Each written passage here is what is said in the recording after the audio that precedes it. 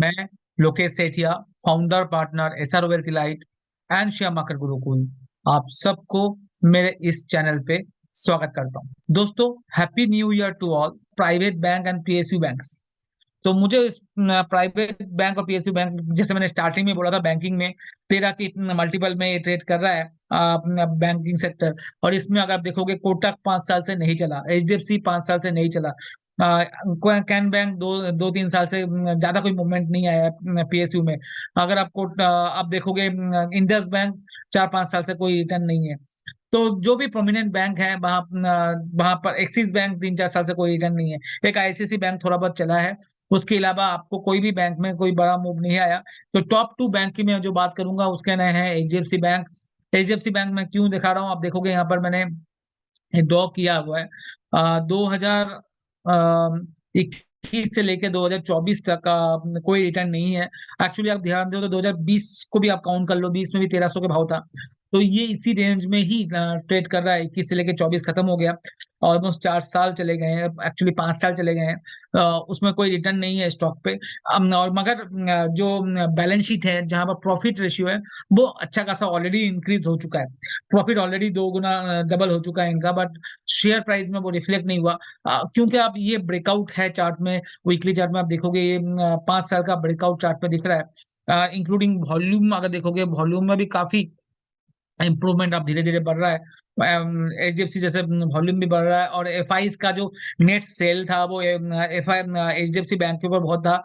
अब एफआई का सेलिंग भी ऑलमोस्ट ऑब्जर्व हो रहा है। तो एफआई की सेलिंग अगर कम होगी आने वाले टाइम पे, तो चांसेस ये है ये स्टॉक आपको 30 से 40% का रिटर्न साल 1.5 साल में दे सकता है। जो यहाँ से मुझे लगता है 2100 से 2200 रुपए तक का मूव एचडीएफसी बैंक में आपको देखने को मिलेगा। दूसरा जो सबसे प्रोमिनेंट बैंक लग रहा है वो है कॉर्पोरेट बैंक में आईसीआईसी बैंक आपको देखना चाहिए। ये बैंक चला है, मगर मुझे लगता है ये बैंक और भी चलना चाहिए यहाँ से। यहाँ पर आपको जो मूव आपको देखने को मिलेगा, ये सारे मूविंग एवरेज के ऊपर अगर वीकली चार्ट में देखोगे तो ट्रेड आज भी कर रहा है, इतना करेक्शन के बाद भी। और डेली चार्ट में भी आप ध्यान से देखो तो आपको दिखेगा ये जो स्टॉक है हमेशा 100 डेज के चार्ट में सपोर्ट लेके वापस ऊपर की तरफ जाता था टाइम पे। एक ही बार 2023 के नवंबर में एक बार ये 200 डे मूविंग एवरेज से टच किया था, इसके अलावा नहीं किया। तो ये सपोर्ट जोन 1200 का लेवल का है। इसमें अब मुझे लगता है ये स्टॉक जो है आने वाले टाइम पे 1600 1650 के तरफ जाते हुए दिख रहा है। तो सारे मूविंग एवरेज के ऊपर है। इसमें थोड़ा सा टाइम लग सकता है, क्योंकि यहाँ पर एडीएक्स ज्यादा अच्छा नहीं दिख रहा, आरएसआई भी साइडवेज है। बट मेरा मानना है जब बैंक निफ्टी सुधरेगा तो एचडीएफसी बैंक और आईसीआईसी बैंक उसको लीड करेंगे। इसके अलावा 2 बैंक मैं और देना चाहूंगा आपको, उसका नाम है SBI, state bank of India. मुझे बहुत प्यारा लगता है ये बैंक, सपोर्ट के एकदम पास है। अभी टेक्निकली यहाँ पर आपको ज्यादा मूव नहीं देखने को मिलेगा तीनों बैंकिंग स्टॉक में, जैसे हमने लिक्वियर और फार्मा सेक्टर में देखा था। यहाँ पर अभी मूव आना बाकी है। तो ये अच्छा चीज है जो आपको वैल्यू बाई मिलेगा, थोड़ा सा सस्ता चीज मिलेगा आपको, क्योंकि अभी तक इसको हम प्रीएम्प्ट कर रहे हैं, मूवमेंट इतना ज्यादा आया नहीं है। तो एसबीआई मुझे 790-800 के लेवल पे बहुत अच्छा लग रहा है। मूविंग एवरेज जो देखोगे आप तो 200 मूविंग एवरेज के पास है। एडीएक्स अभी भी थोड़ा सा नेगेटिव है, आरएसआई सपोर्ट के पास है एकदम। तो यहाँ से एक चांसेस है पूरा पूरा जो यहाँ से आपको ये स्टॉक 30% के करीब रिटर्न दे सकता है, जो 960 से लेके 1000 तक का मूव आपको, सॉरी, 1050 तक का मूव आपको स्टॉक पे देखने को मिलेगा। तो ये 3 स्टॉक के बारे में बात कर लेते हैं, पीएसयू और प्राइवेट बैंक में। जो तीसरा जो सेक्टर है वो है ईएमएस। ईएमएस सेक्टर बहुत अच्छा लग रहा है, जो इलेक्ट्रॉनिक मैन्युफैक्चरिंग है, मगर इसमें डिक्सन बहुत ज्यादा चल चुका है। मगर डिक्सन के अलावा भी सिरमा साइंट है, साइंट डीएलएम आप बात कर सकते हो। ये स्टॉक अभी साइडवेज है, बट इसमें थोड़ा सा नजर रखनी चाहिए आपको। ये स्टॉक अच्छा कर सकता है। एक स्टॉक हम बात कर रहे हैं जिसका नाम है अंबर एंटरप्राइज। ये मुझे बहुत अच्छा लग रहा है। अंबर एंटरप्राइज ब्रेकआउट हो चुका है चार्ट में, और एसी बिजनेस में और इलेक्ट्रॉनिक मैन्युफैक्चरिंग दोनों में ये सब हेल्प करता है। एसी के लिए भी ये सारे जितने भी बड़े प्रोमिनेंट एसी प्लेयर्स हैं उनको इक्विपमेंट बना के, उनको एसी बना के देते हैं ये लोग। साथ में इलेक्ट्रॉनिक मैन्युफैक्चरिंग में भी ये पायनियर प्लेयर है। तो आने वाले टाइम पे मुझे लगता है ये स्टॉक बहुत अच्छा कर सकता है। ये स्टॉक जो है मोटा मोटा आप मान के चलिए 10,100 मतलब 11,000 के करीब, 10,100 से लेके 11,000 के करीब ये स्टॉक मूव आ सकता है आने वाले 6 से 12 महीने के अंदर।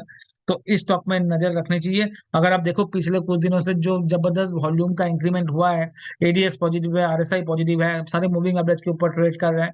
और ईएमएस बिजनेस में भी है, सेक्टर प्रॉमिसिंग सेक्टर है, जो आने वाले 4-5 साल में बहुत जबरदस्त 25 से 30% सीएजीआर से सेक्टर ग्रो करेगा। तो मुझे लगता है ये स्टॉक आपके नजर में होनी चाहिए, क्योंकि अभी बहुत छोटा स्टॉक सेक्टर है ये। इसके अलावा जो एक और स्टॉक मुझे अच्छा लग रहा है वो उसका नाम है ईपैक। ऑलमोस्ट सेम काम करता है अंबर की तरह, तो आप उस पर भी ध्यान रख सकते हो। मैं उसमें ज्यादा नहीं जाऊंगा अभी, क्योंकि हमने ईपैक भी हमारे क्लाइंट के पोर्टफोलियो।